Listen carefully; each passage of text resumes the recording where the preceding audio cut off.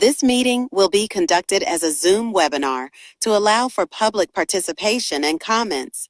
The Contra Costa Transportation Authority does not condone hate speech in any form.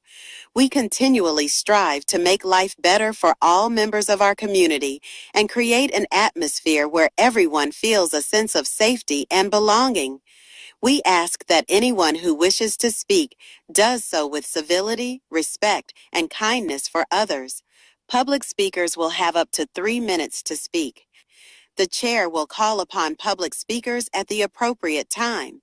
Each public speaker is requested to state their name and organization, but providing such information is voluntary. Public speakers who wish to speak in person should submit a public speaker card to the clerk. Public speakers participating by Zoom who are wishing to speak should use the raise hand feature or dial *9 if participating via phone.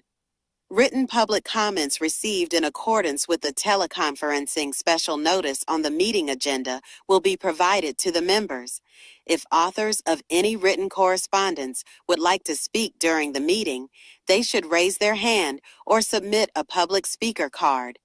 Thank you for participating in a meeting of the Contra Costa Transportation Authority. Emily, could you please conduct roll call? Member Ash, Here. Member Bankert, Present. Member Miller, Present. Member Patel, Here. Member Saunders, Here. Member Vedantam, Here. Vice Chair Esselstego, Present. Chair Lovejoy. Present. Okay, we do not have a quorum of members present with Member Carr, Erickson, Everidge, James, Shakarian, Stark, and Wayne absent. I would like to note that Member Patel is on Zoom and Member Everidge is participating and joined as a member of the public.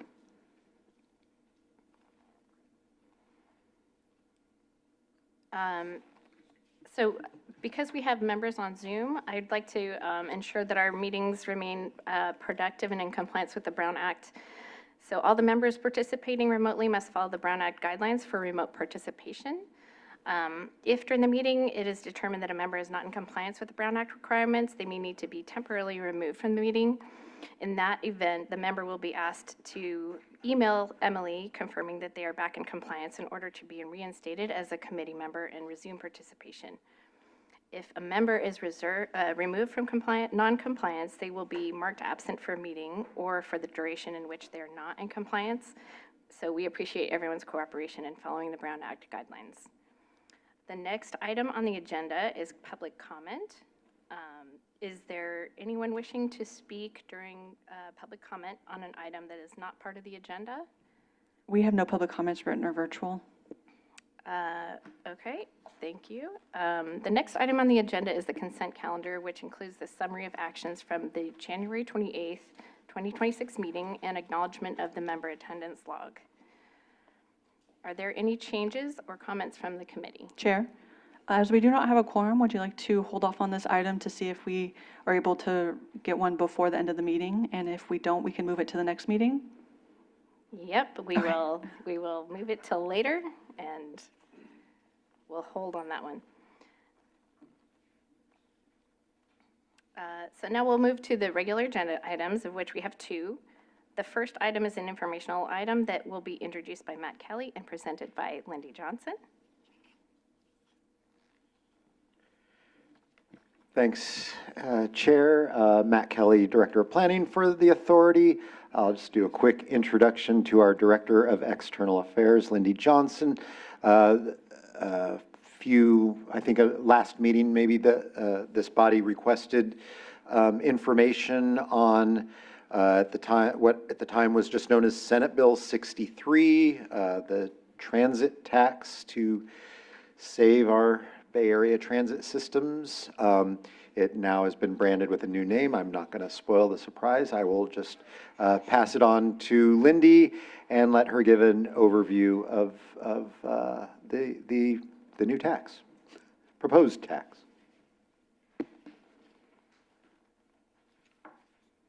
Thank you so much, Matt. Lindy Johnson, I'm the Director of External Affairs here at the Contra Costa Transportation Authority, and I want to start by just thanking you all for being here tonight. I really appreciate your volunteerism and willingness to help us as an agency move forward, so thank you so much. I am here tonight to provide an informational update on SB 63 and an overview of that legislation.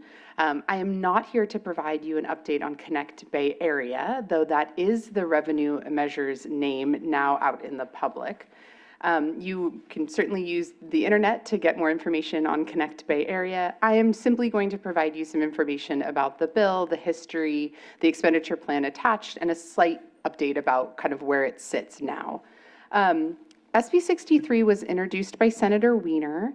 It was chaptered into law on October 13th of 2025. So this is already law, moved through the legislative process with a lot of involvement from CTAs, including CCTA and all of our sister agencies in the Bay Area, though primarily those that would be involved in a future revenue measure, which are VTA,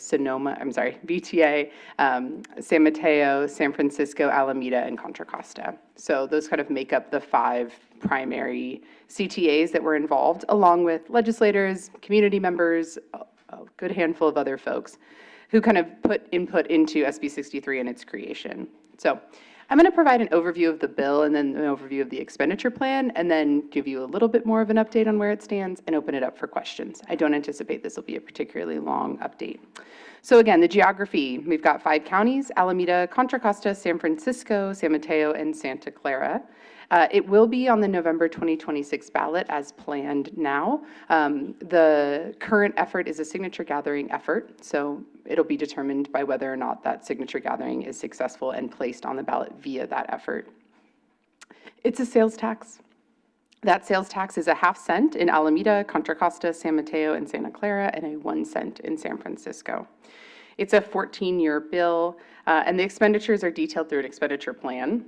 Funding eligibility is primarily public transit operators, transit capital projects, rider-focused investments, and those those rider-focused investments, are outlined for the most part in the expenditure plan, or are meant to be done through dollars that'll be returned back to CTAs, and I'll go through that a little bit more in the expenditure plan. There's also accountability measures, including an independent oversight committee, a financial efficiency study, and a maintenance of effort requirement. Maintenance of effort is a little bit of a technical term, but it gets at the idea that service providers, should this pass, will be expected to provide the service that they were providing prior to it passing. The idea being that you cannot reduce service after this new revenue is obtained. And a county-led adjudication of transit agency performance kind of body that also exists. So a handful of different accountability measures. Happy to answer some questions about what those will look like. I think some of it is still to be determined as they kind of identify all of the details of those bodies. But the body themselves is stood up through the legislation. Expenditure plan. So this tends to be the part that folks are sort of most fascinated by in the process of making a bill like this, because it tends to be the question of where does the money go. An expenditure plan in this case was actually detailed by the dollar, though not all expenditure plans are created that way. In this case, $333 million per year will go. So I should clarify this quickly. The way that this expenditure plan was put together, they did so at about a halfway point of the bill. So this is a 14-year bill. So they looked at what the proposed revenue would be in around 2031. So the numbers are based on a 2031 projection. So BART would receive $330 million. Santa Clara Valley Transportation, or VTA, would receive $264. San Francisco Municipal Transportation Agency would receive $170. Caltrans, $75, and AC Transit, $51. Samtrans Capital Operating, Repaving Streets and Bus Routes would receive $50 million. Our small transit agencies, which includes SF Bay Ferry, County Connection, WestCat, Tri-Delta Transit, Livermore-Amador Valley Transit Authority, or LAFTA, and Union City Transit, collectively will share $29 million.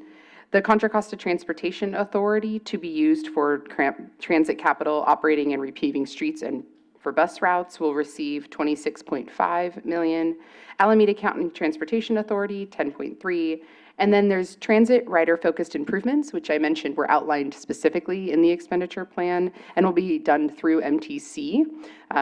Those are 46.4 million. If you'd like, happy to go through exactly what those are because they're actually broken out in the bill. And then and then public transit revenue measure district administration. So the actual administration of the measure, should it pass, is also in here at 2.3 million a year. In total, that comes to a little over $1 billion, which is why you often hear folks talk about this as a revenue generating measure that would generate about $1 billion a year. So that is the expenditure plan.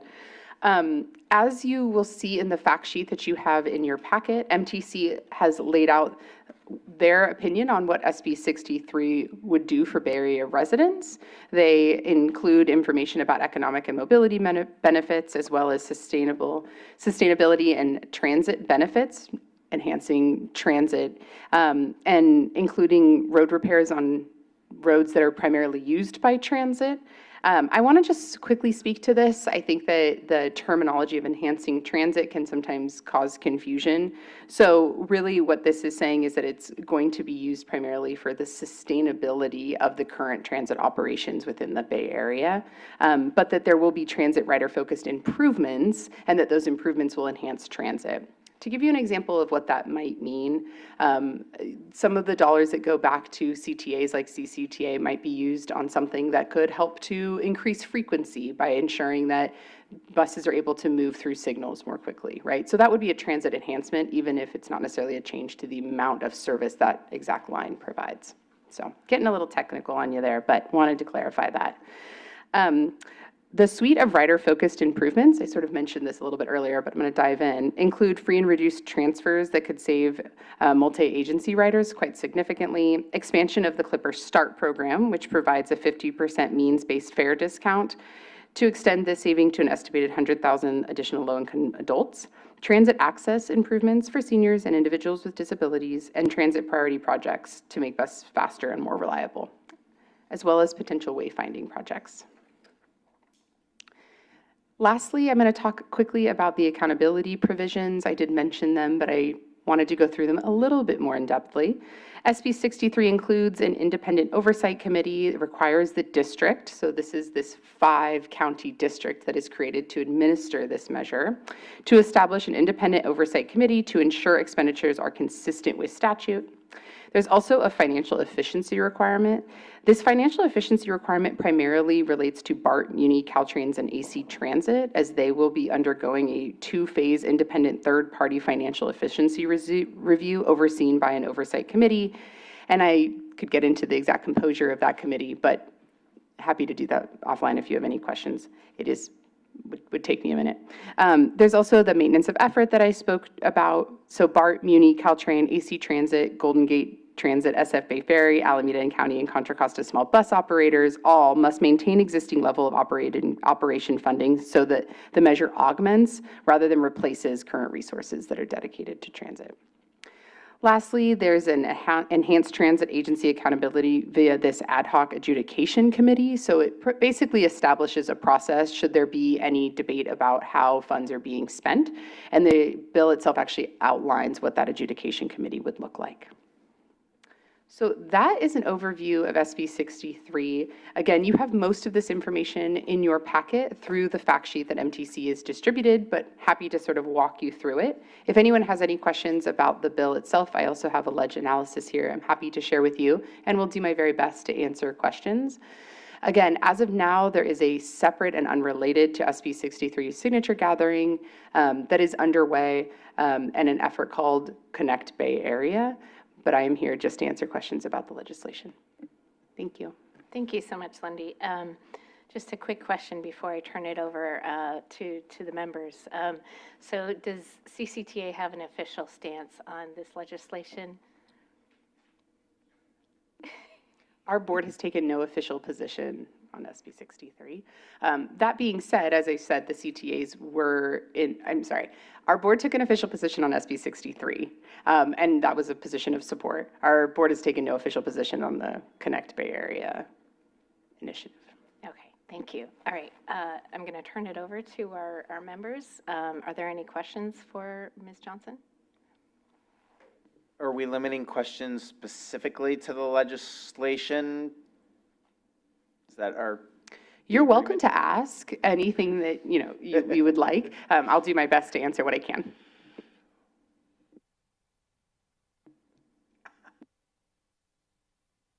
Chat.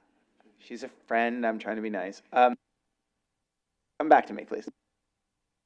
Okay, Member Saunders. So I'm just interested, I get sort of tired of all these bills and ever increasing taxes and stuff.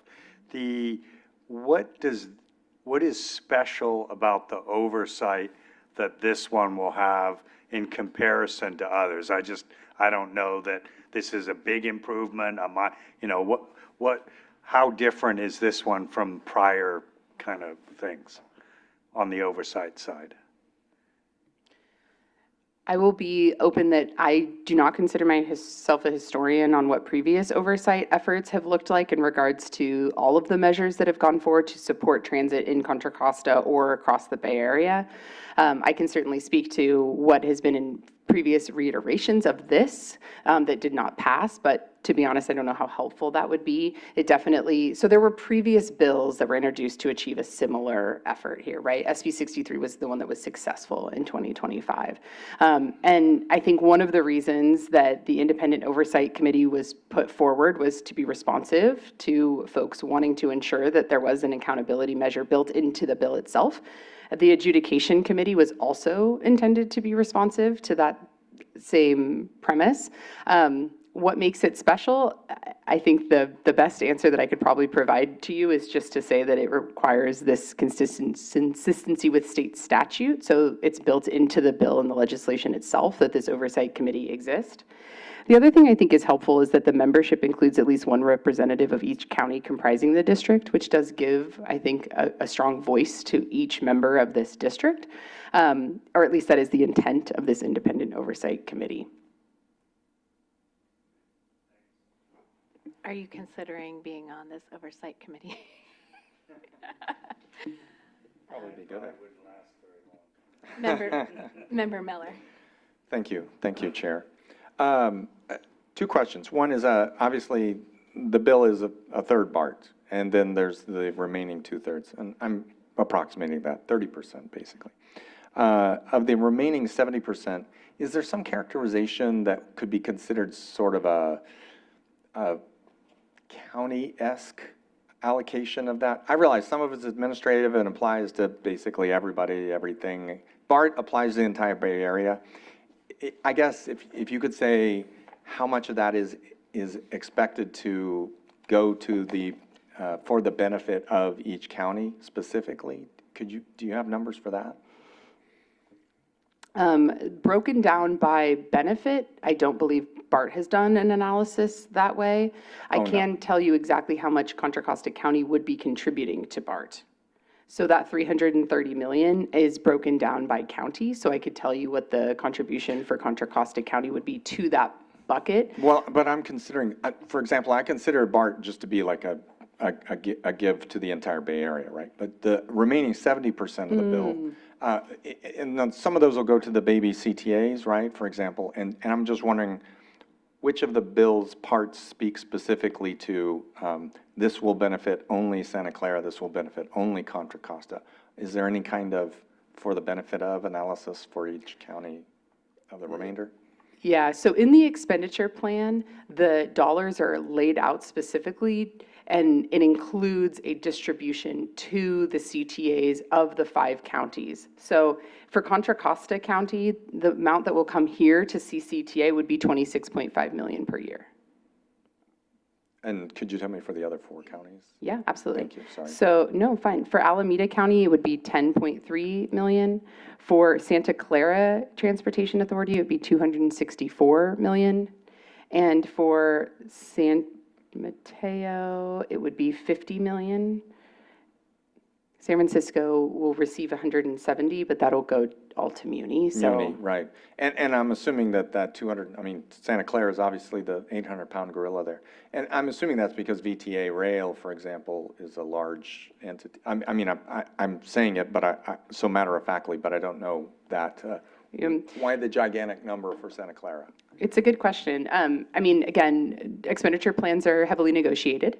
And so I'm sure there's a lot one might reflect on as to how all of the elements of this were made. But the easiest way to answer your question as to why does it seem higher than the other counties would be that many of us are paying towards BART that receive a lot of service from BART. They receive less service from BART in Santa Clara, if any at all. And for the sake of this, it was generally in any at all.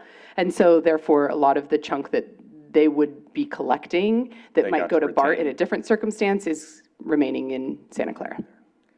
Fascinating, just because it's almost comparable in size to the amount that's going for the entire BART allocation. Yeah, so certainly population also played a factor in considering some of the elements of the expenditure plan. Okay, and then I guess then my last question is, obviously there's been a broadly conceived benefit to the entire Bay Area, and very specific things like the ferry and so forth. But was the genesis of this bill born out of financial necessity of the BART agency shortfall itself, or was it a more broad financial failing across the entire Bay Area? So I will read from the bill because I do think that it's important to hear kind of the language that the author put forward.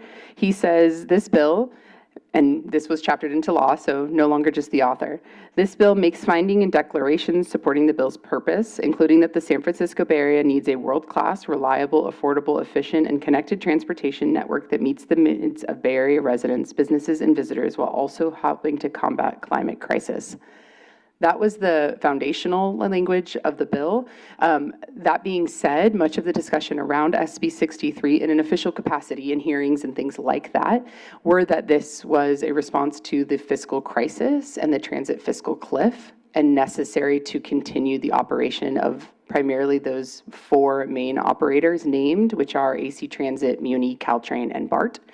Many of you may have seen BART has put out recently some information about what they think will likely be scenarios should this not move forward.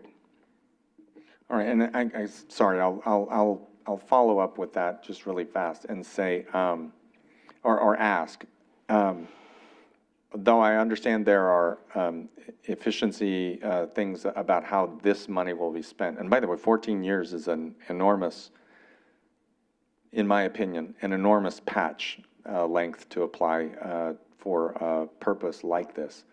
But are there any requirements beyond the efficiency requirements spending this money, requiring the agencies to restructure financially to become solvent within the 14-year period? I think the best way for me to answer that would probably be to read the portion that MTC put forward, and for the record too, if you don't mind, about the financial efficiency review, because I do think that that may get at what I believe you are asking. So BART, Muni, Caltrain, and AC Transit will undergo a two-phase independent third-party financial efficiency review. MTC is responsible for procuring the third-party consultant to conduct the review, staffing the oversight committee, and each transit agency identifies the efficiency measures it will implement with a new oversight committee responsible for reviewing and approving these commitments. So the financial efficiency review will look at all of their books. They will then respond, and then the oversight committee will be responsible for ensuring the follow-through on what is identified. That sort of explains the 14-year runway, because there's going to be some kind of analysis and implementation. Okay, thank you. I do appreciate your patience. No, these are great questions. Member Salcedo. Thank you for that presentation. I was just curious, what if certain counties vote against the measure? Does it allow, like, partial adoption? The best way that I can answer this question is to explain that the 5-county district is seen as one body upon taking a vote. Yeah, depending on how the measure arrives at the ballot will determine how many people need to make that vote for it to pass. So there might be a threshold of 51%, there might be a threshold of 67. It would depend on how this got on the ballot. The bill does not determine how something gets on the ballot. It simply allows MTC to place something on the ballot. Interesting. Okay. The other question, it was in the report. I think they were talking about cleanliness. And so I guess my question was how are safety and cleanliness disparities across counties measured, since this triggers the adjudication authority? That is not something addressed in the legislation. I think it's a very good question and certainly would probably be a wonderful one for us to address with our BART board and to have a good sense of kind of how they've done evaluations of cleanliness. They do certainly do an evaluation per station, and that is something that is available to the public. But what that'll mean in regard to how that'll factor into any measures that make it into what they do in relation to this bill, I think is yet to be determined. Yeah. Member Bankert? I am curious as to what the projected contribution is from Contra Costa County. Yeah, give me a minute and maybe someone can ask another question and I will find it for you because I intentionally printed out the bill in case someone wanted those breakdowns. Member Bedantham? Thank you for the update. I just have a quick question. I think it kind of piggybacks with Member Miller's question. I know BART, VTA, they all take a big chunk of the overall funds, but are they allocated to any specific project per se? Do they explain in their expenditure plan, or is it just, how do they come up with the list of things, what they want on this $313 million or $264 million? For BART? Or for any agency? For any of them specifically? So what you're asking, if I'm hearing you correctly, is there a sub-expenditure plan? So here's the grand expenditure plan. Are there sub-expenditure plans for each category? In a way, I think they mentioned 330 or 326, right? Did they say what they're going to use that $326 million for? Yeah, For so to use BART as an example, BART has provided numbers to a handful of different organizations that looked at those numbers to determine whether or not they were representative of what would be needed to allow them to continue to operate the service they operate today. And that is how they determined these numbers.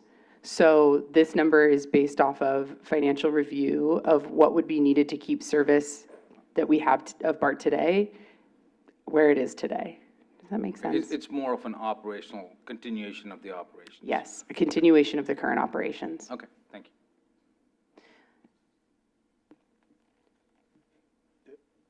Shall we? Okay, go ahead, Member Ash. I'll add, just because I know of some of the questions that Member Miller was asking. Part of this in the financial model is that BART is still less than 50% of its pre-COVID numbers. And the percentage of its funding that comes from ridership is like 91% at that time. Compared to New York City, as an example, in November, they set a record high of subway use, like ever, not only pre-pandemic or post-pandemic. And only 50% comes from ridership. So the other 50% is coming from other sources. And so going back,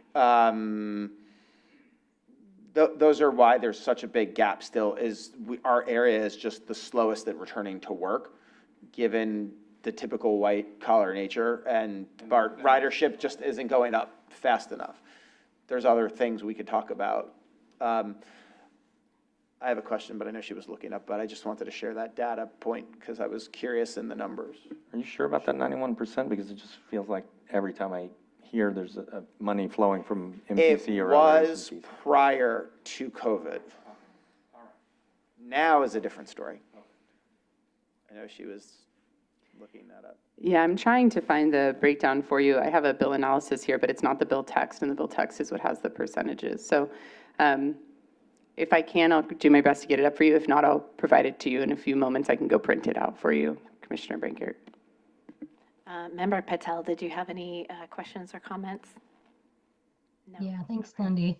I have a couple questions or maybe some comments. So I think, Member Ash, I think you're right. I think it was closer to maybe 70 or 80% fare box recovery for BART before COVID. So it was fairly high for other transit operators in the country.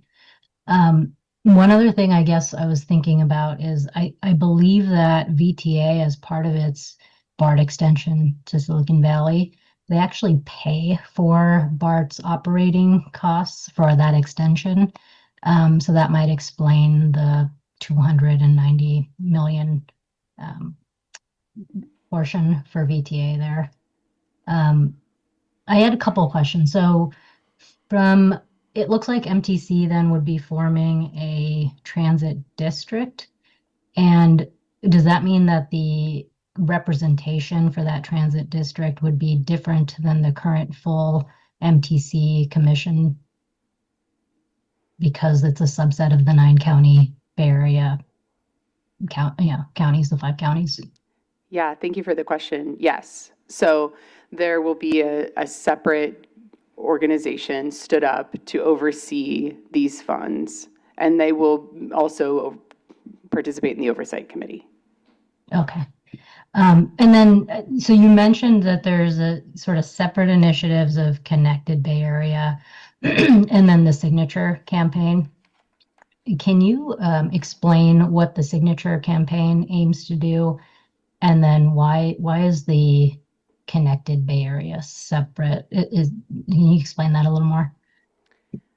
Connect Bay Area is the name that the Signature Gathering group has given this initiative.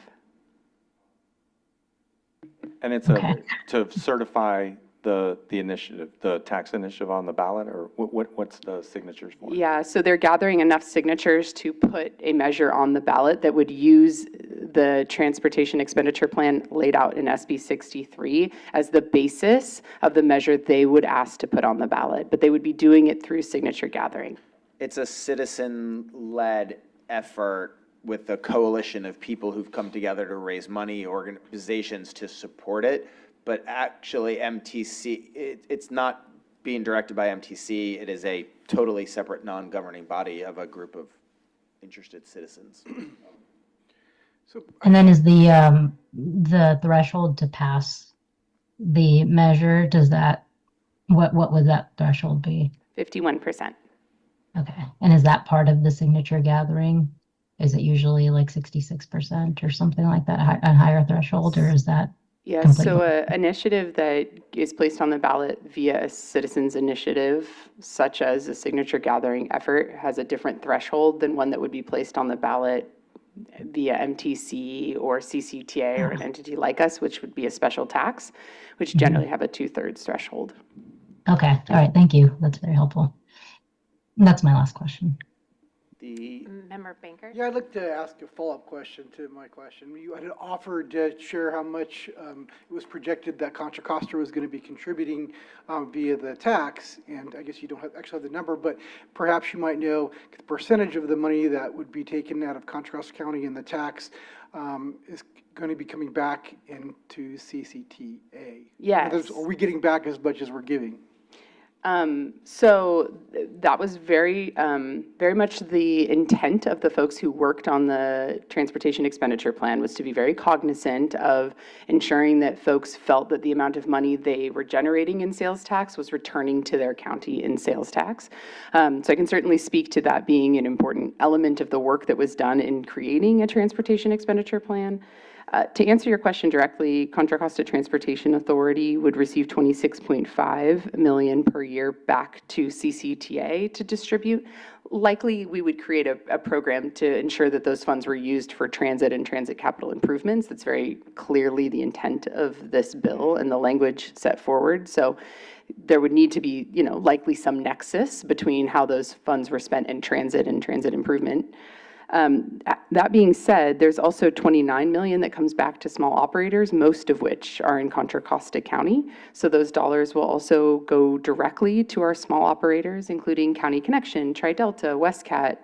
There's also $51 million going to AC Transit, which will include service here in Contra Costa County, not to mention the amount that will go back to BART. And all of the transit improvement that's being done through MTC would be countywide. So certainly would benefit Contra Costa along with the other 5 counties. Is that helpful? Yeah, thank you.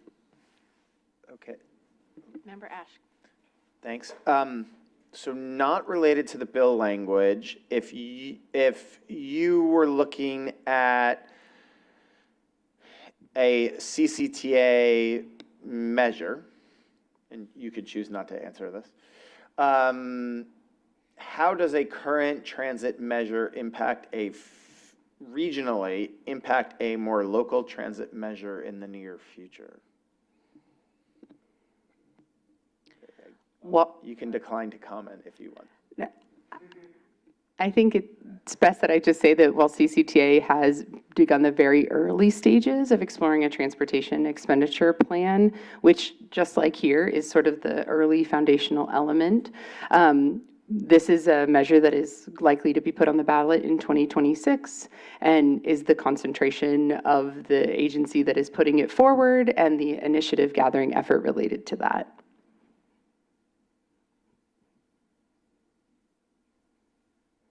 I can answer your question now, if it's all right for me to go back briefly. Is that okay, Chair? Thank you. Okay. So this is going to get a little confusing, but for each revenue category, there's a percentage coming from each county. So for example, for BART, the amount that is coming from Contra Costa County is 58.59% of all revenues that is generated within that territory. So if you just took Contra Costa County and Contra Costa County's sales tax generation from this measure, should this measure move forward, 58.59% of all the revenue generated within that territory of Contra Costa County would be going to BART.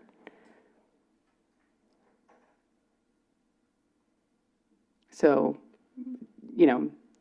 and whereas for Muni, 1%.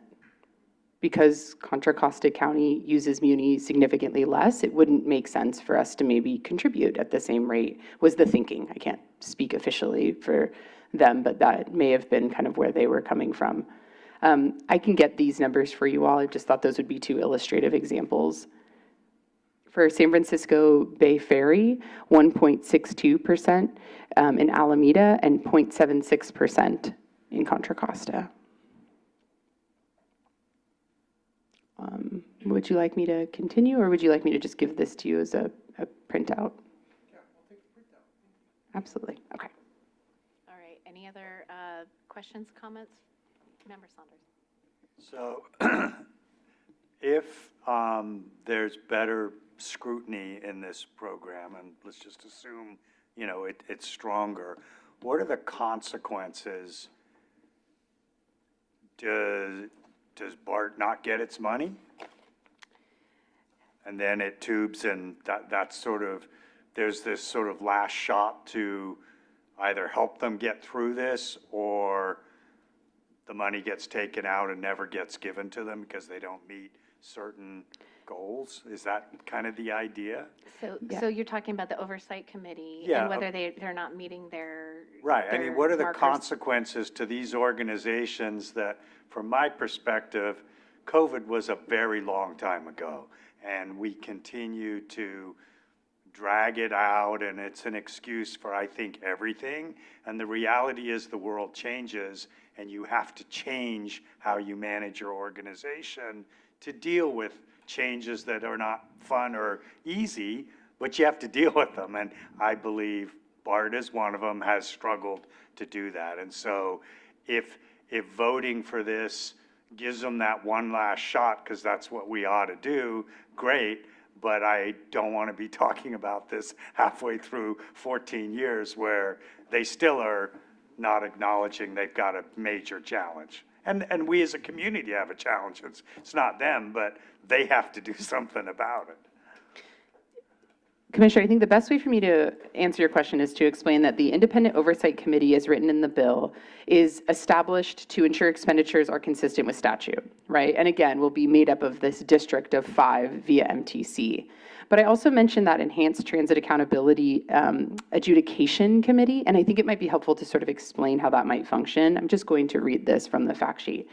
It says, a county transportation agency or board of supervisors may petition to establish an ad hoc adjudication committee if a transit agency is not applying standards, policies, and commitments related to key operation and maintenance issues, such as service levels, fare policy, cleanliness, maintenance, access, and safety, consistently across counties, or if such standards, policies, or commitments disproportionately disadvantage service or state of good repair in a county without compelling justification. The committee is composed solely of representatives from counties contributing revenue measure funds to the transit agency under review. So it does provide an opportunity for a board of supervisors or an agency to say, we do not feel like they're delivering on the commitment that was put forward, and should there be a finding that that is indeed a concern, then there is a process for addressing that. If it's determined, so they will then make determinations. The determinations are binding and may result in a withholding of up to 7% of the transit agency's fund. The process includes an initial 3.5% withholding with a 90-day period for corrective action. And if the issue is not resolved, an additional 3.5% will be withheld until it is.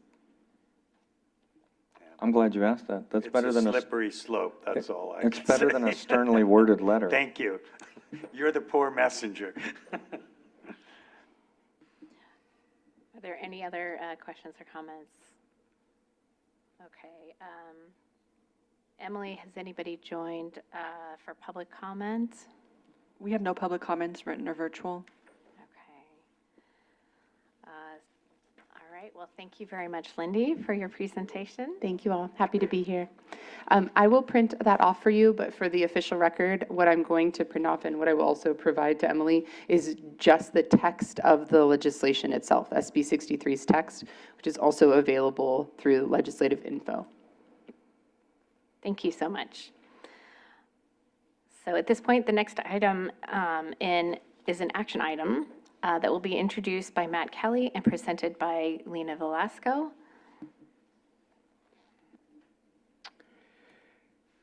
Thank you, Chair, and good evening, Citizens Advisory Committee members. Matt Kelly, Director of Planning for CCTA. We only have one checklist tonight. It is for the City of Richmond. And just a couple of brief facts about the City of Richmond while staff is getting ready. It is the second largest city in population in the county. We have kind of we don't have one large city here, as you know. We have kind of a three-headed beast in Richmond, Concord, and Antioch, all about the same size. The city also has the most shoreline of any other city on the bay. I think it's about 32 miles of shoreline. Yeah, those are my fun facts for the day. I'd like to now turn it over to City of Richmond staff to present their calendar year 2022-23 GMP checklist, and I'll turn it over to Lena Velasco and let her introduce her staff. Oh, all right, we're on now. Good evening, Chair Lovejoy, committee members, staff, and members of the public. My name is Lena Velasco. I'm the Director of Community Development for the City of Richmond, and I'm joined here with my colleagues, Beatriz Guerrero, who's our TCC, our Transformative Climate Communities Project Coordinator, as well as Daniel Chavarria, who is our Director of Public Works.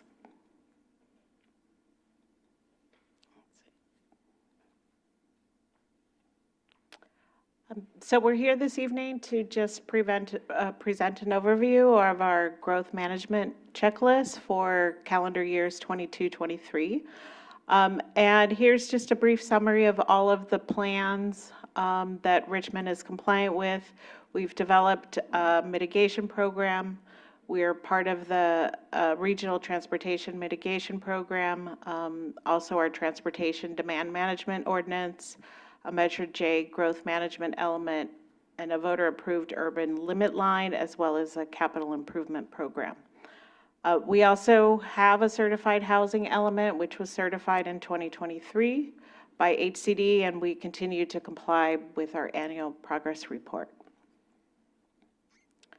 And so here's just an overview of what we reported in our annual progress reports for calendar years 22 and 23.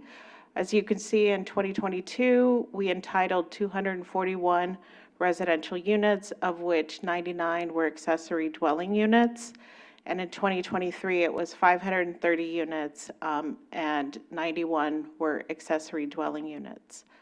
And compared to that, we also provided the building permits we issued. So in 22, we issued 77 permits, and in 23, it was 149 permits.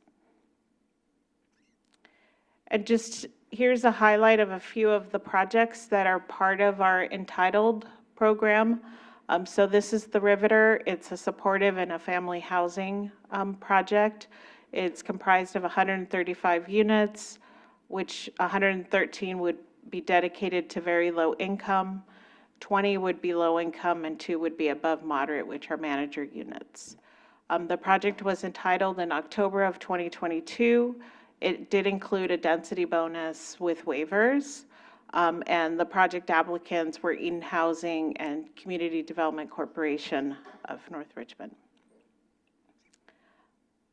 Another project that was entitled during this period is the Bob Dabney Plaza Mixed-Use Multifamily Project. It's comprised of 32 units located along West McDonald Avenue, which would include 25 very low-income units, 6 low-income units, and 1 manager's unit. The project was approved under SB 35, so it used streamlining opportunities as well as a density bonus for waivers for parking and other things. The applicant is CHDC. So as I showed earlier, accessory dwelling units are very high enrichment and have actually been helping us achieve some of our progress towards completing projects. We currently categorize them as above moderate just because we have not done any recent surveys around what the rental income that is being charged, but we suspect it's probably would qualify for a below moderate rate unit. And so just to show the continuum since 2019, you know, we've been entitling over almost 100 units per year. And included in that, there's a smaller fraction that actually go through the whole permitting process. And part of it, I think, is the cost of construction has, I think people get sticker shock when they see the cost of building these units. But I think with the prefabbed and pre-approved plans, which is something that I'll talk about a little bit further in the slide, but accessory dwelling units is a large part of our housing program. During this period, as part of the Transformative Climate Communities Grant, we did, and this was an approach for displacement avoidance as part of that larger project, is we developed an accessory dwelling unit guidebook, understanding that there's a high demand for these within our community. And as part of that, we also developed pre-approved accessory dwelling unit plans, so 1-bedroom, 2-bedroom options. And we based that on a survey of the permits that were being entitled, but also permits that were being issued. And those were the 2 higher options, was the 1-bedroom and the 2-bedroom. And included in that, we developed 4 architectural style options. And those are available for free on our website.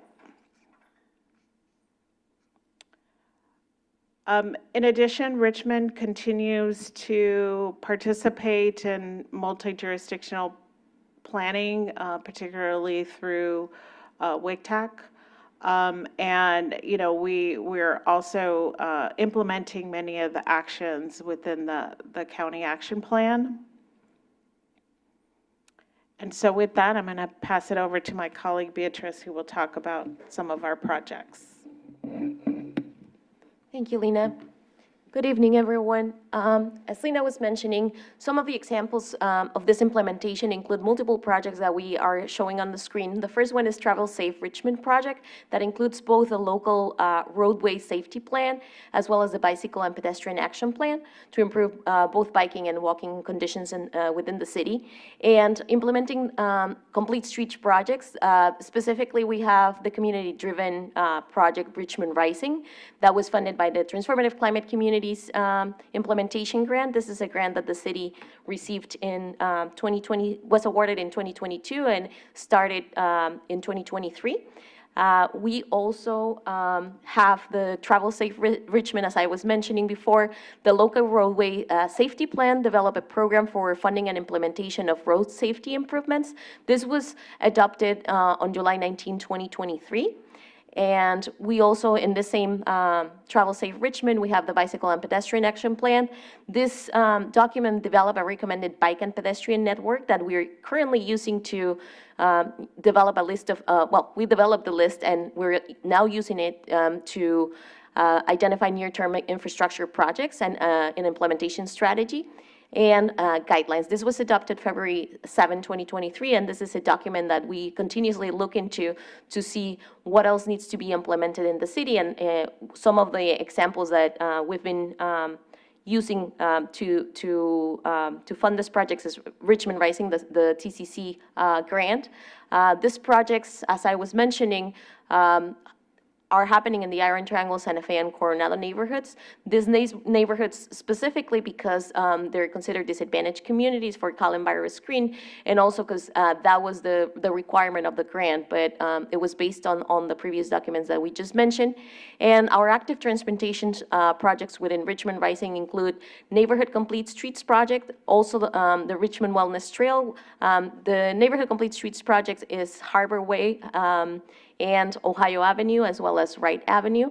Richmond Wellness Trail that is included, it's a second phase of the connection in between the BART station and the ferry station, and this is Marina Way South. And we also have an e-bike lending library that will be built at Unity Park, which is next to the Greenway. It is a park that we have around Ohio Avenue. And the e-bike share program expansion that was able to be funded, it funded 5 new e-bike hubs within this project area that is a disadvantaged community, but also a place, an area where we were lacking of other sources of transportation for first mile and last mile projects. Well, projects with Measure J funding, and also in the calendar year 22-23, we have the 13th Street Complete Street Infrastructure Installation, citywide ADA sidewalk repairs, the Harvard Way improvements, I-80 Central Interchange, also traffic congestion improvements, surface drainage improvements citywide, and several locations with traffic safety improvements. One specific project that we're going to start this spring is the 13th Street Complete Street project. This is going to improve connections to regional bike routes and involves elements of traffic calming.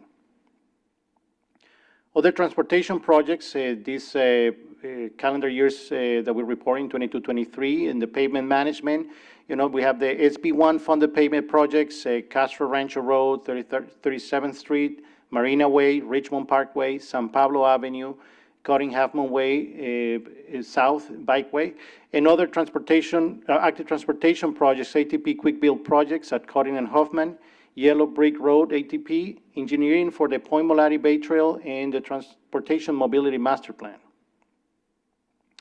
In other required components, projects over a certain cost have signposted in compliance with Measure J requirements. For this reporting period, we have no project that met this threshold. Same happens for project estimated to generate more than 100 net new peak hour vehicle trips. Traffic impact studies need to be conducted. Well, we don't have in this reporting period any project that met this threshold.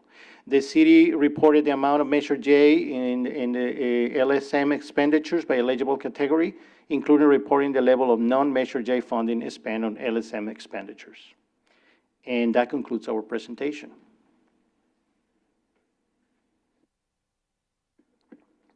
Thank you very much for your presentation. I'm going to start over here with Member Vedantam. Do you have any questions or comments? Okay. Member Bankert?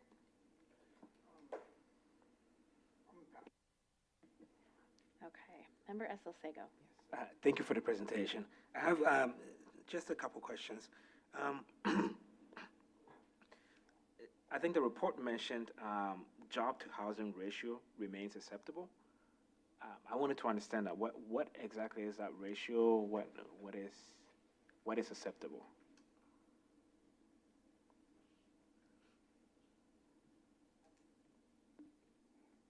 We're going to quickly look up our response. Sure. No, thank you for looking it up. And if you don't have it today, you can always send it to me. That works too.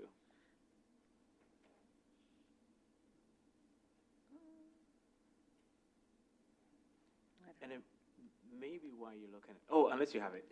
No, it's not popping up as Okay. a quick find word. Sure. I can ask another question. So, of the affordable units that are being, or that were under construction, like, how many of them have actually been built? That's a good question. I mean, I would say within our last, so we're in the sixth cycle housing element now. Richmond continues to build on the lower and low end. I think where we're most challenged is the moderate income level.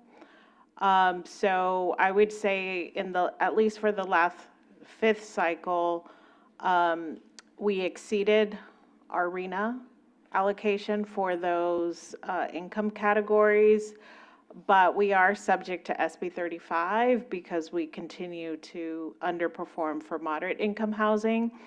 However, we did around 2020 modify our inclusionary housing ordinance requirement, and that was based on a study that was funded through MTC Technical Assistance that allowed us to create two different zones, that if you were building for sale products in the south, like in the shoreline areas where the financial feasibility of building the units on site could be absorbed, we've actually been able to build within that category, and we have one subdivision that's 100 units and agreed to build its 10% inclusionary requirements, and so we're starting to see progress. And I think this week we should be closing on the 5th affordable unit. So, but yeah, I think Richmond is mostly on the moderate income level where we underperform. Okay. One last question for me. Regarding our policy CR 1.1, how does because Richmond has a lot of freight activity, so how does that link to port and industrial use interact with their residential growth corridors? So how does the railroad corridor interact with our, okay. Or are there like any concerns or friction between like maybe like, I don't know. I mean, there are always concerns and friction, mostly around transportation access, and I think as we are starting to see emergency situations, particularly in other communities like the LA fires, Paradise, understanding that the railroads often will block crossings and typically beyond the standard 15 minutes, that's becoming a greater concern within our community. But I would say the way the general plan looks at our development strategy is we're very focused on our commercial corridors, on our major corridors. So, you know, where our bus service, our transit stations are. And so most of what we're seeing at the crossings they do cross at different levels, but that's not the major corridors they're running along. It's usually around the BART tracks. And that's another barrier because too in Richmond, the BART tracks are above ground. That's helpful, thank you. Okay, yeah, and we couldn't find the response on the job ratio balance, but yes, we can get back to you all on what it is and what we found acceptable. Thank you. Thank you. Member Miller? Hi, Ed Miller, Clayton. By the way, I'm very interested in that as well because, as these people will attest to, a lot of my shouting usually has to do with bringing jobs closer to housing as opposed to shoving a lot more housing out into places that are just going to drive an hour into the city, right? That's just more miles driven. But my question actually was going to center around two things.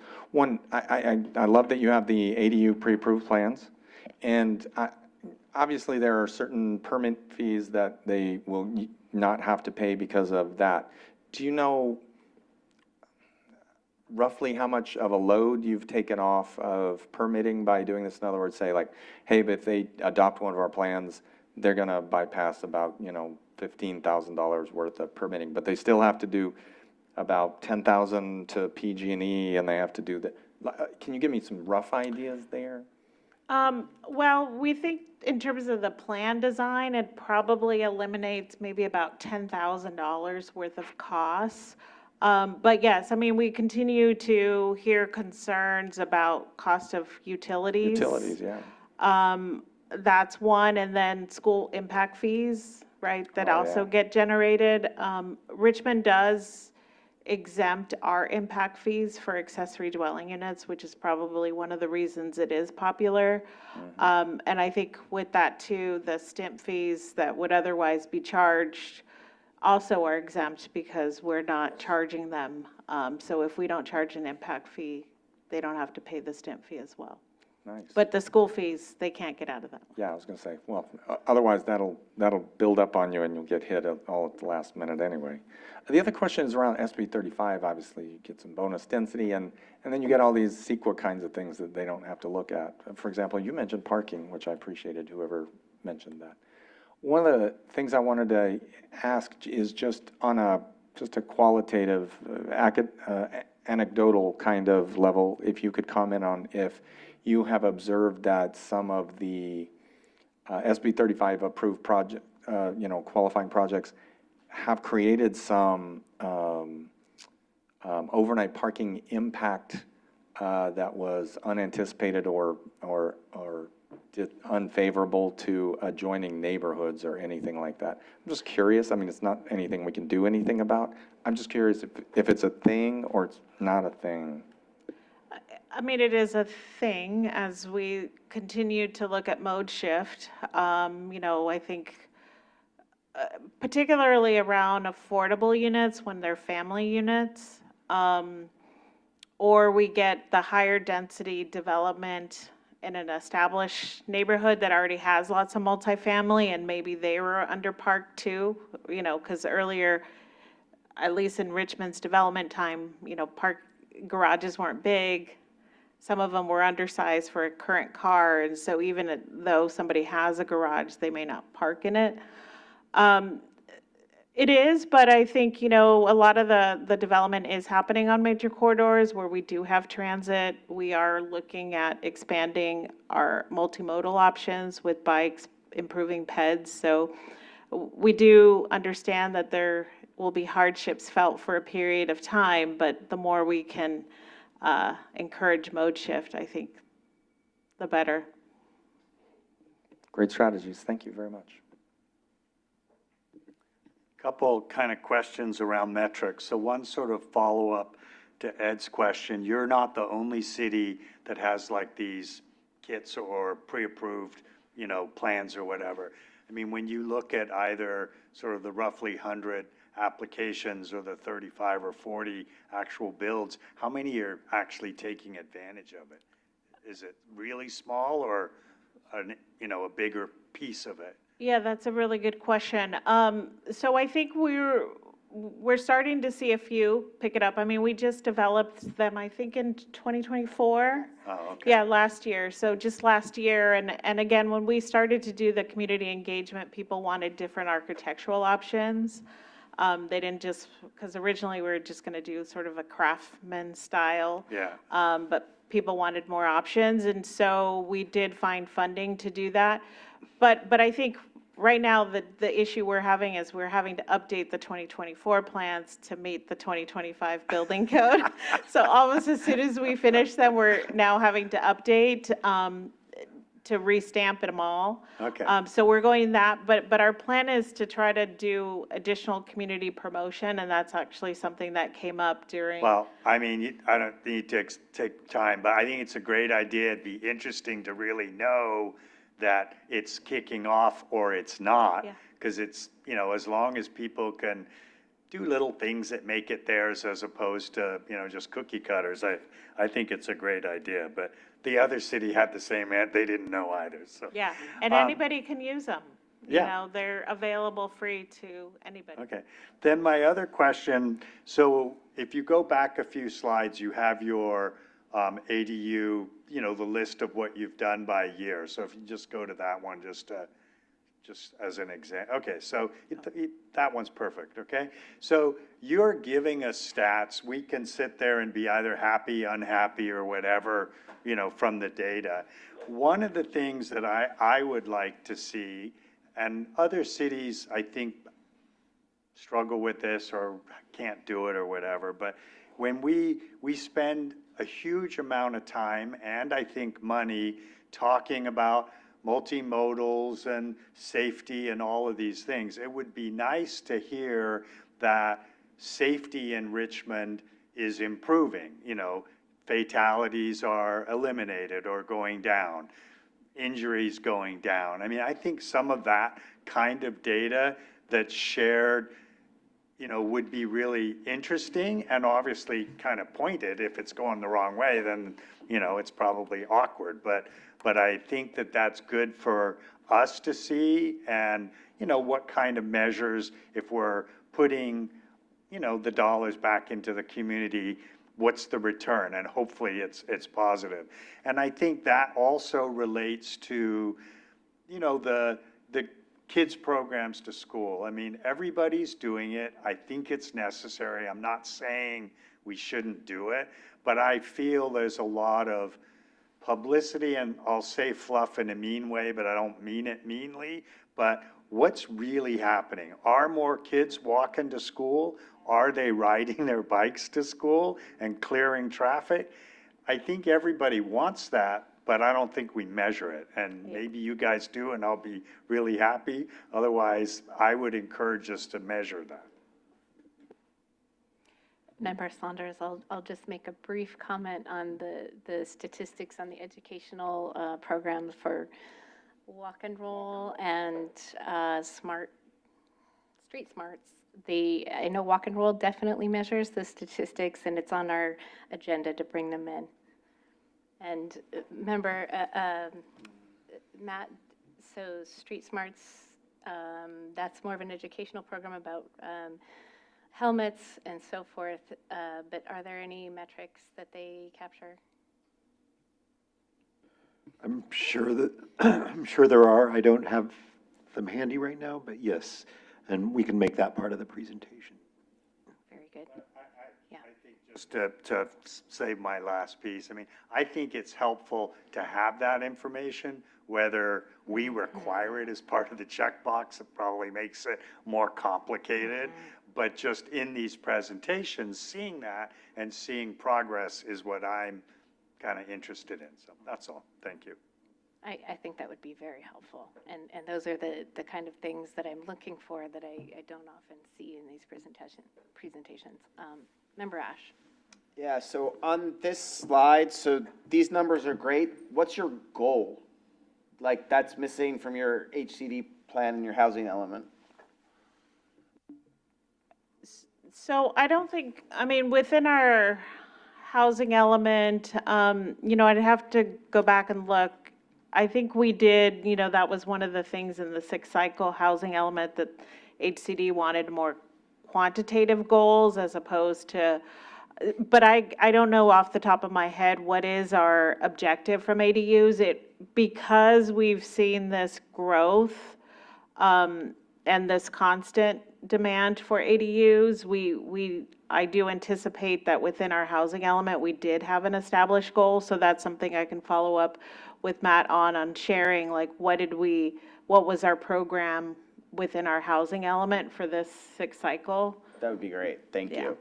And then, Daniel, on transportation, unrelated to your slide, but I've brought this up in this meeting before. On Richmond Parkway where it merges to 580, and Matt, I'm gonna call you in because I know you've helped me try to understand this. You have a ton of traffic there, not necessarily a city of Richmond direct problem, but you have people on Richmond Parkway who cannot go under 580 or even make the left onto 580 that way because the Richmond Bridge traffic is so bad, but it's backing up and causing your city streets a major problem. How are you working to try to solve that and help through that? I know that's a multi-jurisdiction. I know that involves Caltrans, but I'd love to. Matt, I know you know what I'm talking about. Do you want to add in before Daniel weighs in to help clarify my question? Yeah, I'm sure the city has a lot of insight here and more information than I do, but the way CCTA is involved is more on the regional level and working with MTC, Caltrans, BATA, BCDC on the bridge itself and making improvements. One, the toll plaza will be the first of the 7 Bay Area bridges to be completely removed for open lane tolling. And HOV lane will be brought back. And there was one after the earthquake for several years leading up to the bridge. That was removed probably about 15 years ago. So that will be brought back in order to allow buses to bypass that congestion and get to the toll plaza. And then there will be also improvements at the Richmond Parkway interchange. But then there are a lot of local access improvements, I think, that the city is working on. I can tell you that we're working right now with Caltrans. They're doing some improvements to the on-ramp on I-580 West. I don't have the details with me right now or the timing, but I know we're in design phase. But I can definitely check on any available plans that we may have and share it. Yeah, awesome. I'm just curious because I figured I've been through that multiple times, and I'm sure it's a headache for you. And so I was just curious, but I know I have several headaches. That's one of them. I am not any of them whatsoever. Okay, and then the other thing I will bring up, which my colleagues know I talk to a lot of cities about, is you currently do not have a representative on this committee.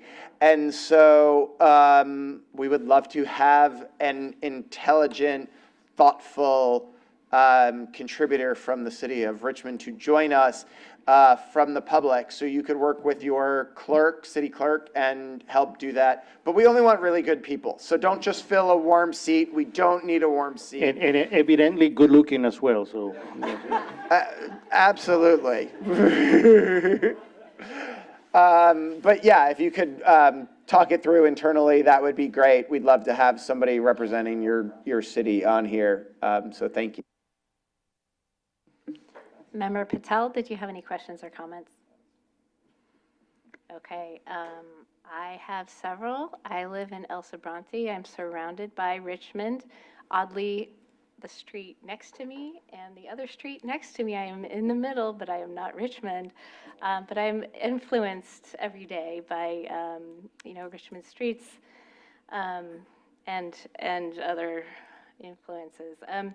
So first of all, the ADU program, I wanted to congratulate you. Obviously, it's a really well thought out program and it's working. So you had mentioned that you didn't do a survey on rental prices. Is that something that you're planning to do? So recently we became aware through, so ABAG, the Association of Bay Area Governments, is doing the Contra Costa Collaborative, and we became aware that there's been a study done, I think, kind of within the region that is looking at average pricing. So we're looking at that report to figure out if that works for Richmond and there's enough basis there that we could then look at the affordability. But I don't think we have a program, so that's the other thing, is that within the housing element, you have to tie a specific program and then have the basis. But those are things that we're looking at. Though, you know, nobody wants to amend their housing element in the middle of a cycle if we don't have to. Yes, absolutely. So on that note, I noticed that in the ADU program, that you were not restricting parking along with those units. But, you know, you had looked at some other multi-unit dwellings for parking lots, you know, studies. Is that something that you're doing kind of as needed as these, you know, properties come up? Or is this more of like a concerted effort to look at parking throughout Richmond? Yeah, I mean, I think as planners, you know, we've been contending with regularly changing housing laws, particularly around accessory dwelling units. And you know, recent amendments have made it where cities can't require it. It was originally part of our requirement that if, particularly when you were converting a garage, that you had to have replacement parking. It's no longer can be required, particularly if you're within a transit corridor or there's enough headway within the area. So, and that's typically where it's happening. I think other locations where there's maybe more parking available, they're typically building it within the design of the property. But in terms of just regional parking efforts, I think we are looking at it mostly around the downtown area and major commercial corridors like San Pablo, McDonald, where you're likely going to build up, and so having regional parking lots makes the most sense. Yeah, absolutely. And then I also wanted to touch on, you know, kind of the school zones, like my colleague here, you know, this traffic impacts can be pretty incredible at drop-off and pickup times. West Contra Costa Unified School District does not have a bus program. So I see that, you know, you have been working a lot on the pedestrian trails, Iron Triangle, the Yellow Brick Road, and really getting some better connectivity to the schools. So I was wondering, you know, Contra CCTA offers these programs such as Street Smarts and Walk and Roll. Is that something that you're looking into in the next funding cycle? You know, these are very successful programs. So I was curious to hear, you know, if that was on your agenda. So Daniel, I know we just shifted transportation under Public Works. And so Daniel is getting a whole new team. But, you know, I think we've been implementing safe routes to school, safe routes to transit options. Again, you know, and a lot of it was driven by collision data that we were receiving mostly through Switters and Contra Costa County, both by collisions and then PED collisions. So I do think it's something we can look towards. Some of it's just been a lack of staffing capacity, but I don't know if Daniel, you want to talk more about that. Yeah, we have over 100 CIP projects right now, and a lot of them have to do with traffic safety improvements, right? But when I joined the city 3 years ago, the only engineering staff was the engineer's intern. So that was he was holding up so, I mean, and it took us about a year to get to know that we really have 100 CIP projects in the books. Now we have developed a lot of them, executed a lot of them. This year we're going to see a lot of progress, especially in parks. But with the movement of transportation to Public Works is allowing us to our existing capacity. Now we have. I mean, we have to count how many engineers we have now, but we have over 150 personnel moves. I mean, that includes hiring people have retired, I mean, moving one personnel for another. So it's been a lot of changes, but been fun but also very exciting because the team comes from different cities now, a lot of new energy and a lot of new knowledge. One thing that I can share with you, maybe it's not going to answer all your question, but the city currently has a program called Richmond Moves. And I mean, if you are 13 years old, right, and older, you can use that program. And if you are a student or a senior, you don't pay anything. I mean, you move inside Richmond. And in fact, the group, the highest destination, or the destination with the highest number of trips is Richmond High School. So again, if you're a student or senior, it's free. And if not, it costs you $2. So somebody that lives in El Sobrante, in city jurisdiction, they can go to Target, they can go to Costco, they can go to the ferry, they can go to the bar station in Richmond for $2, if that person is not a senior. I've been shouting the praises of those programs loud and wide across my neighbors and children especially, because that's a really great program. That was the words right out of my mouth for my next question. So I'm glad that you're sharing that with the members here. I think it's a really cool program. Could you share a little bit about the statistics on the ridership for those? Well, So we last have- year, for example, we have, it was over 80,000 trips, and we had almost 3,600 riders or users, right? Again, the most, or the repeat offenders are the high schoolers, which is great. It's great. Yeah. So, yeah, it's a program that we have not spent yet until now. We're going to do it. A lot of time and resources promoting it. But it's definitely something that we want to do. Yeah, absolutely.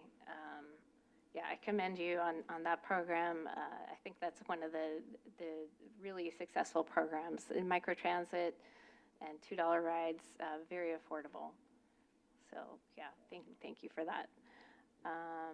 So at this point, Emily, do we have any public or written comments, or virtual or written? We have no public comments, written or virtual. Since we do not have a quorum, I believe we go ahead and do a majority vote. Is that correct? Yes, and then Matt will amend the item as it goes to board to note that. Okay, very good. So you don't have to come back for another meeting. Well, now that we know that you have free food, we may come.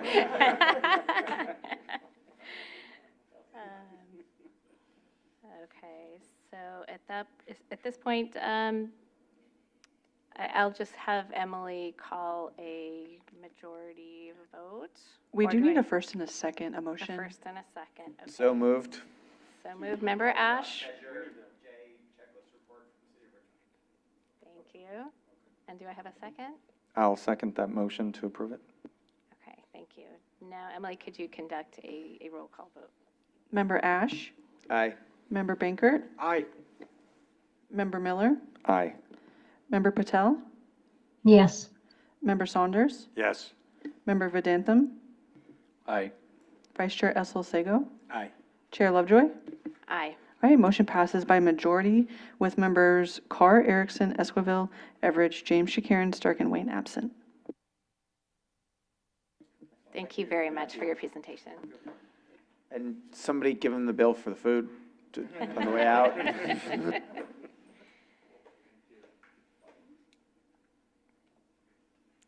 So that concludes our regular agenda items. The next item on the agenda is member and staff comments. Do any committee members or staff have anything they would like to share?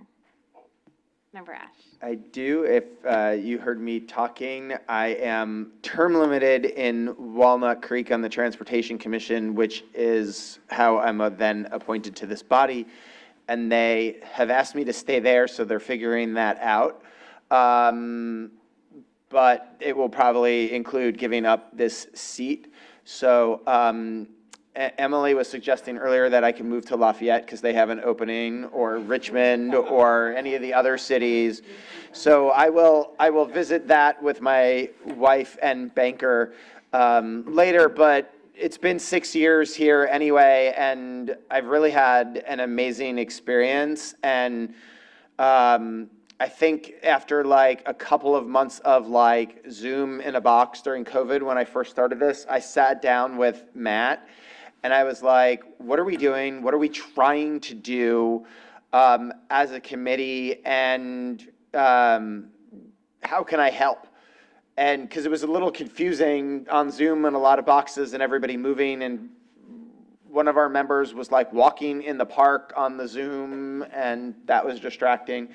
And then Ed had the foresight to nominate me as chair, or that mistake that he made and regrets forever. And I just, but part of that vision was to recruit good quality people here. And the people that we have from today, even though half of them aren't here, versus 6 years ago is impressive. And even if you didn't come from transit, you've been asking the right financial questions and the right engineering questions and holding cities accountable. And one of the things that I think, Matt, we had talked about was, don't just check these cities and allow them to use the funds without asking hard questions.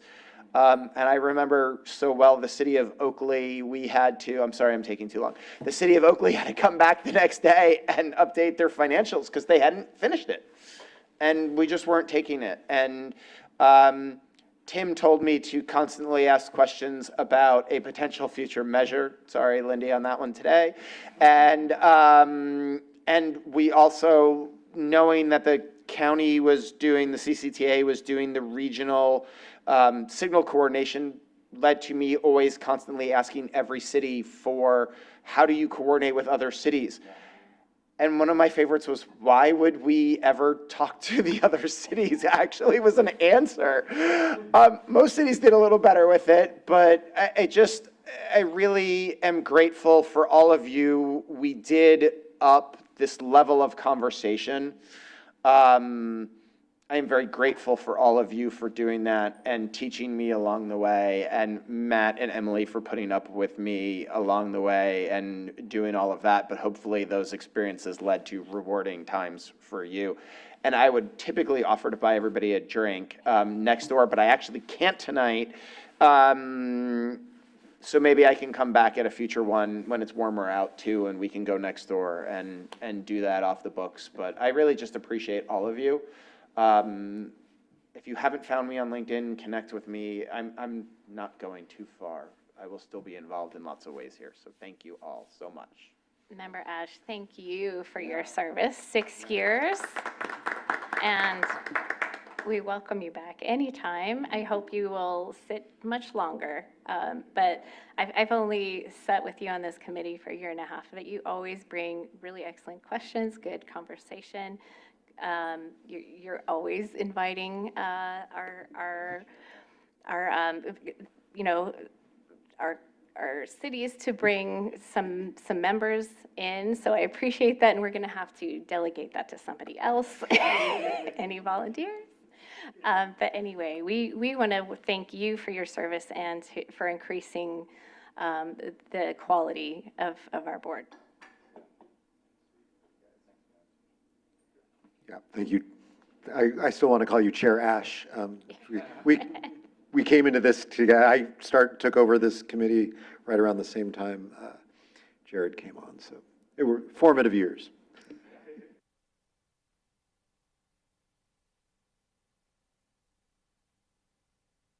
Good point. Okay, any other comments, questions? It's hard to follow that up. I think we should encourage him to pick up one of those Richmond ADUs, and then he can be the Richmond member. Yes, indeed. All right, with that, Emily, do we have any very late additions in the public? We do not. Okay. The next item is correspondence and communications, which we have none. And then future agenda items. If there are any topics that members would like agendized on a future agenda, please raise your hand. No. At this point, I'd like to ask Matt if we could return to Member Saunders' question about kind of bringing more statistics on safety, fatalities, return on investment, any of those other factors. I don't want to necessarily add to the checklist, but maybe it could be a recommendation for future. Well, if we have like a Vision 20, I can't remember what the name of that, Vision Vision Zero. Zero, yeah. If we have a Vision Zero presentation coming up at some point, that'd be the logical place to bring that in, right? Yeah, so, there is safety tracking done through our Vision Zero, and I can bring Colin in to give a presentation on Vision Zero and the countywide effort there. In terms of kind of making certain types of reporting, like on safety or collisions, part of this presentation, I think, Chair Lovejoy's right. I don't know, it's up to the board to add new requirements to the checklist. However, I do give them guidance on what they should share in their presentation above and beyond what's in the checklist. Because a lot of what they present isn't exactly in the checklist. It's, it's building upon kind of things that are in the checklist. So I can certainly add that, because I always tell them, don't just bring in your housing numbers, bring in your ADU numbers. And if you know the uses of the ADUs, please present that. So I'm trying to add value to the questions they're already answering. So I think I could add safety to that list of things, or collisions, if that's you think is kind of the best way of looking at that, or? Well, I think that we're looking for kind of impact. A lot of times Yeah. it's like, okay, this is, 2022, 2023. Where are we today? Yeah. These things that you've done back a couple of years ago, what's happening now? What is the impact? Yep. If you've done some infrastructure projects, what is the benchmark safety, data say, and where are we now? Yeah, one, So are you maybe- tracking it? Two, what are the results? Yeah, Right, so where are we today? Kind of like bring us up to the present. okay.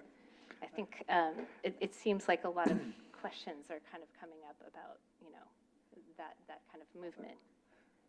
And I think the other perspective for them, Matt, is this group changes. This group didn't necessarily hear Richmond, a year ago or two. They don't know.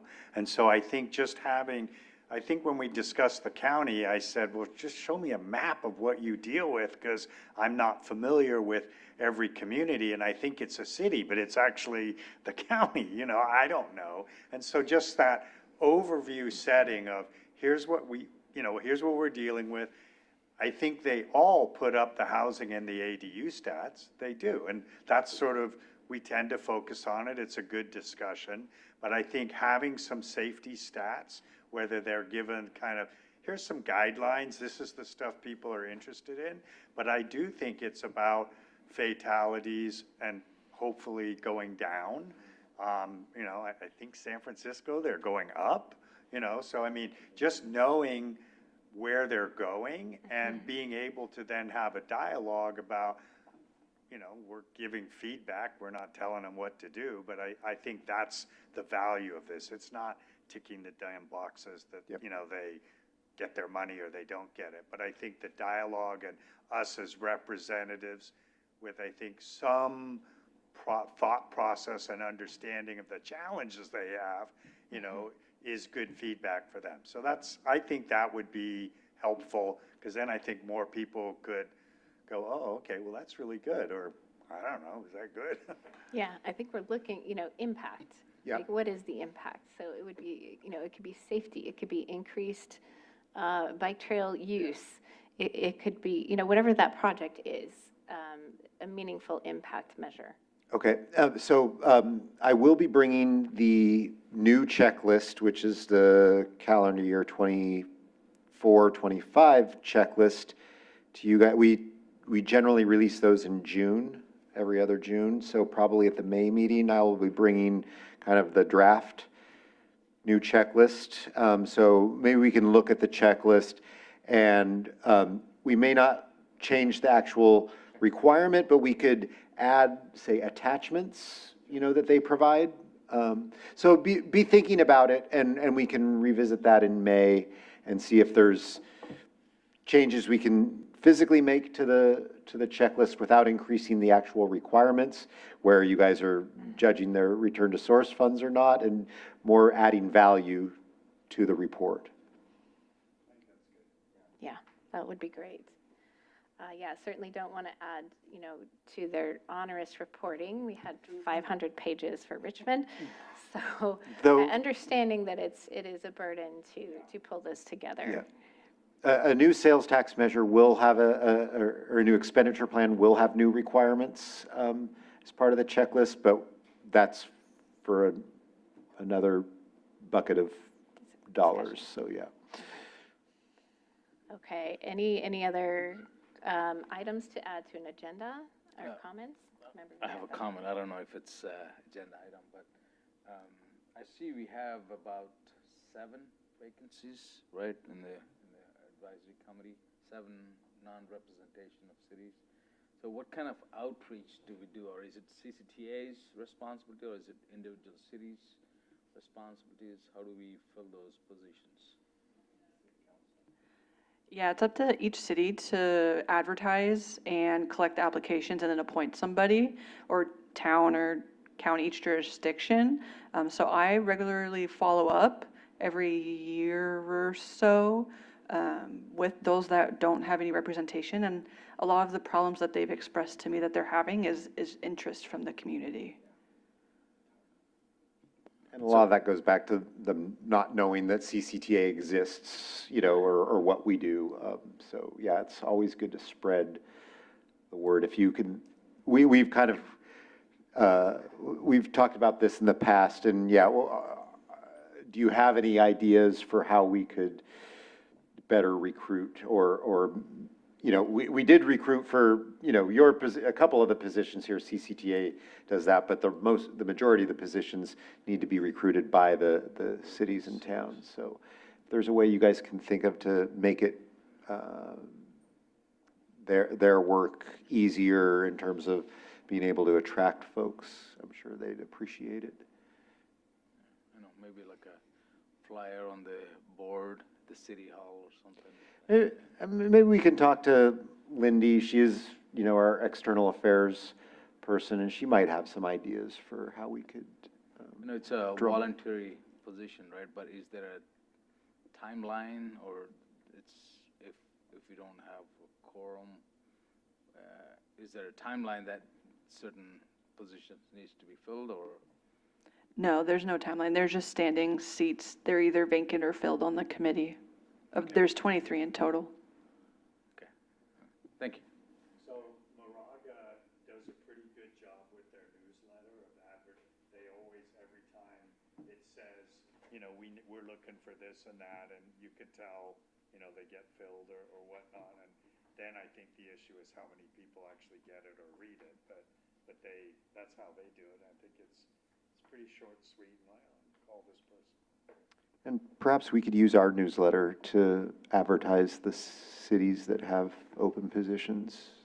Yeah, I'll mention we have it. a brand new newsletter that just came out today. I think probably you were all on the mailing list. We've also met, part of how we were able to fill vacancies is not only through the CCTA board, right? Because going to the clerks is one thing, but we actually asked some of the CCTA board members, a lot of them come from cities or other jurisdictions like the county, and we were able to go to them and say, you have an opening. Oh, we do. And so that could be one. And then there's the regional bodies, right? Throughout, how many regionals are there within the county? 4, and each of them have different city council too. So if it's brought up at each of those, because you came in, not necessarily from the newsletter, though, you came in because of the mayor. Well, my neighbor's the mayor. So, but He assigned me the job. But that's how we get them, is we're getting them because we're making the asks not of the clerks through the formal channel. We're doing it that way. So I would suggest we review the board here and those 4 regional committees to look and make announcements at each of those. I guarantee you, every city council, if they knew that this is something they should be doing, they know somebody. They're busy, they got other stuff to do. I think the RTPCs might be a good venue for that, because we do have every city represented at those around the county, and, yeah. And there's free food and mileage reimbursement. No other government body does those things. I mean. The only challenge I would say, let's just say you were immensely successful and had 26 people on here, I think it would change the meeting significantly. I mean, I already don't get to ask all the questions I want. I asked my 2 questions, but I mean, I think there's some consideration there of, while I think it's good to have the representation, it would change the way this group works, and there's pluses and minuses to that. And I think quality is better than quantity, as we've sort of been talking about. So I know there's 2 edges to it, but we do have to, try to fill them, I think. Yeah, we have excellent quality on this board, lots of questions, lengthy debates, very, engaged. But I do feel like it would be good to have some representation from those areas where they live, and those decisions are being made. So I would urge you all, to look into your network and see if there's anybody who you would like to add to this committee. There's somebody. Oh, you're a new guy, yeah. Sorry. No, it's not. Sorry. In advance. I'll put that on the record. All right. All right, great. Well, looking forward to meeting that person. All right, Emily, any late additions from the public? No public comments, written or virtual. Okay, so with that, we will adjourn at 7:42 p.m.